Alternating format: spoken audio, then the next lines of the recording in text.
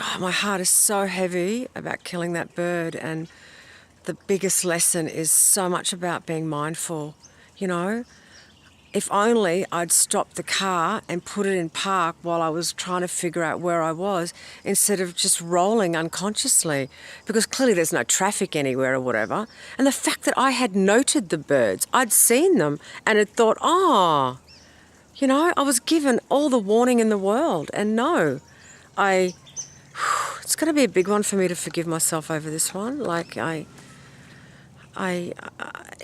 if anything, all I can do is hope that I learn such a profound lesson from it, and that I'm really mindful, you know, especially as I'm about to go on such a big road trip with all the animals everywhere, and, you know, yeah, the only animals I've ever known that are dead are the ones that, of course, I've eaten, but I've never killed an animal. Oh, I think about my sister running over our cat and my mum running over another cat. So full on. It's really, really painful, you know. Onwards and upwards, hey? The story. Straight after I vlogged regarding strangers and my love of them and the lessons I learned from them, such as calling the fragments of my spirit out of flats and units, whatnot, I left there, and as I journeyed towards the train station, I ran into a man and a dog. His dog was just divine and really elderly. Lucy, an 18-year-old golden retriever, the oldest dog in the world. She's been to the vet twice. He's like, don't you get the newspaper? And I'm like, well, no. He said, we're on the second page of the Sunday Sun on Sunday. And I'm like, yeah? The week before, him and Lucy had been out, and she never uses a lead because she doesn't need one, right? Just because of, you know, the fact that she's so slow and whatnot. And he was kind of down at the duck pond, probably about 7 metres away from her. And a man came along with his 2 dogs on leads and walked them into her and stood there holding the leads while they attacked her with a smile on his face. So my new friend kicks one of the dogs. The man punches him. Someone comes to their rescue. A photograph is taken of this man, so it ends up in the newspaper. The police are looking for him.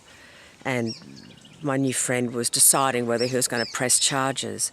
What he couldn't get over was the smirk and the smile and the enjoyment that this man was receiving from his dogs attacking an 18-year-old dog. And we just spoke about, are people born evil? Is it the environment? Has something so horrific happened to this man? Like, you know, all that sort of thing. In the meantime, I could hear 2 trains had left in my absence, and I needed to get across town, as you know. And I was starting to feel kind of weak just from the big day I'd had, and the girls had warned me that I should have been going straight home after the treatment. So I bid him farewell. I got to the train station and I walked past an Aboriginal woman eating a bright green apple, and I remember just going, wow, look at her. I said, what time's the next train? And she pointed around the corner, and I came back. I said, oh, it's 4 minutes. I said, oh, the most incredible thing just happened. And I told her the whole story.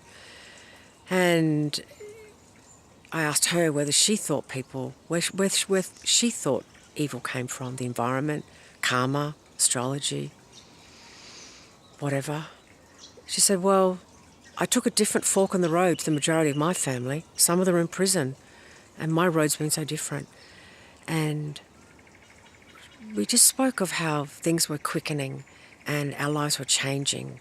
And as the train approached, I said over my shoulder, oh, and Friday was 9/9. She goes, oh, and she, finished the sentence. Oh my God, I know. She said, from 5 o'clock in the afternoon, my life's been different since then. So many perchance meetings are happening, like you walking up and speaking to me. The first thing I thought was, okay, here we go, you know. Anyway, I explained to her that I had just been, the only reason I got on at Cottesloe was because of the storyline. And she said, yeah, well, I'm only here because I forgot that there was an organic shop in Claremont, because that's actually where I'm going. I said, oh, you're getting off at Claremont. So we're at Cottesloe, and then it's Grant Street, and then it's Swanbourne, and then it's Claremont, where she's getting off here. And I, of course, have walked I normally get on at Victoria Street and off Victoria Street, where Lisa's house was. But, of course, I've gone to my old flat, and that's the reason why I'm in Cottesloe, my old train station.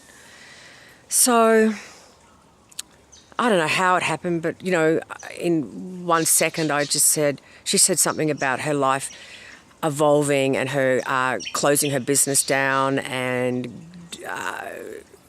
wanting to do brand new work. And I said, yeah, well, I've just had this I'm having this very interesting experience here. That's right, the 20-year thing, the house where I used to live. And I said, because I'm only here because I'm doing and I remember saying, because I've just been doing a 6-week Vedic medical journey. And she went, what? And I thought she wanted me to go the Vedic, and I went, yeah. She goes, I've just got back from America studying at the Maharaja University Vedic science. So Vedic science is a Vedic medicine, right? So she's like, oh my God. And I'm like, oh my God. She goes, I've been wanting to continue this journey here because I need to take it to my people because this is our medicine. This is the same as our medicine. And I'm like, well, Rupa's your woman, and Lisa and Anne are just down the road. And so we hurriedly gave each other our phone numbers because she was getting off the train, and there she was gone. I just sat on the train just going, fuck, what was that? And she sent me a text straight away going, oh my God, So anyway, we really started a friendship straight away. She sent me a text the next day saying, my new motto is it only takes 4 minutes to shift the world or something. And I said, yeah, the Madonna song and Justin Timberlake, it only takes 4 minutes to save the world. And she'd totally forgotten that song. And of course, her name is Madonna. So we had a conversation on the phone. We really wanted to see each other before I left Perth, but just time just didn't show up. And so I'm like, who are you? And so she was the very first female Aboriginal pilot in this country that used to fly all through the Kimberleys. She's had an amazing business for 20 years where she's actually rehomed and looked after kids and young adults needing to go and study different things. And it's like in parts of WA. And she's also had the demise of her marriage, and that was quite nasty. She's a foster mother of an 8-year-old son. She's a budding artist. She's just written a children's book. And, of course, she's so interested in continuing a Vedic medicine. Her real passion also is TM, which is Transcendental Meditation. She's a daily practicer. And because of the fact that there's 3% of our whole people in this country are Aboriginals and 80% of the people in prisons are Aboriginals, she's like, do the math. I need to help my people, and I'm going to do it through meditation. So she needs someone to write a grant for her, write for a grant and all that sort of thing, because her ex-husband used to do all that work for her, and it's just not her strong point. So then I started thinking, who am I going to get? I've got a host of women that I could communicate with. And one of the first women I did think of was Colleen here in Ninderry. And so the next time we spoke on the phone, I said, where's your mob from?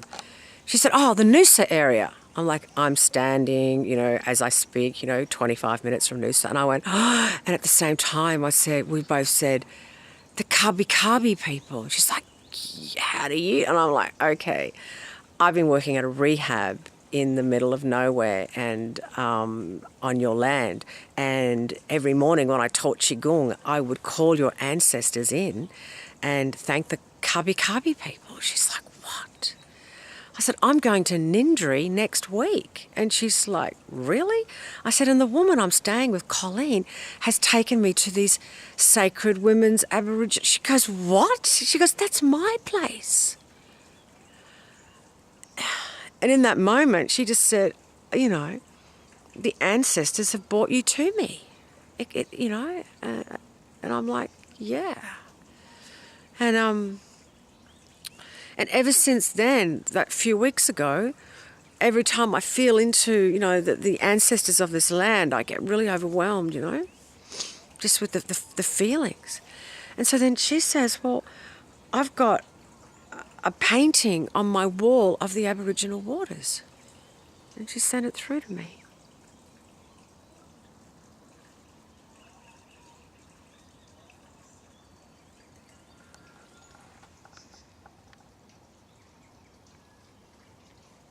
Yeah?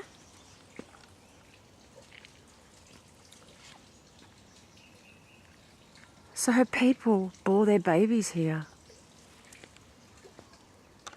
It's the view I showed you the other day when I was with Angela and Annie.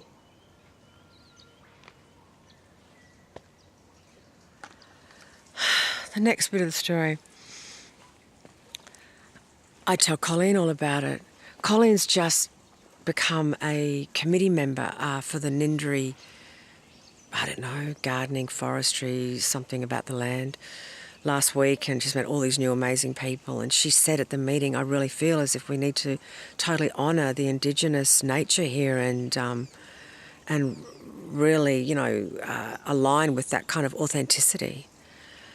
So Colleen's an amazing healer herself, and however, she's got a big history in big corporate sort of stuff and a very skilled writer. So she's now feeling in to the reality whether it's her who's actually going to write all this stuff for Madonna, because the transcendental meditation people, the actual high-level people of the movement, want Madonna to bring it in to the prisons and to Madonna's people. So she's got all that backing. All she needs is the writer. And Colin's been feeling into it in the last few days. And so then Madonna says, on the 999 day, that Friday, which was, you know, we met on the Monday, she'd been to her shaman who had said, I wonder if I can get the exact words on the text which she sent me.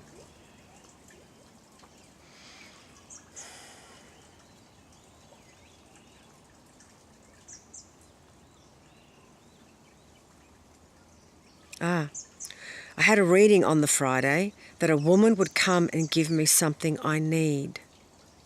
Wow. So, and she wrote, thank you for being there to give me that hope that all is not lost and I'm going down the right path. 4 minutes more and I would have missed you. Isn't that crazy to think? She goes on to say, I can't wait to meet Rupa. This is why I had to meet you. It was to allow me to continue on the Vedic path. It is what was taken from my people and was outlawed so we couldn't practice our spirituality. So big, eh? So big. Just, yeah.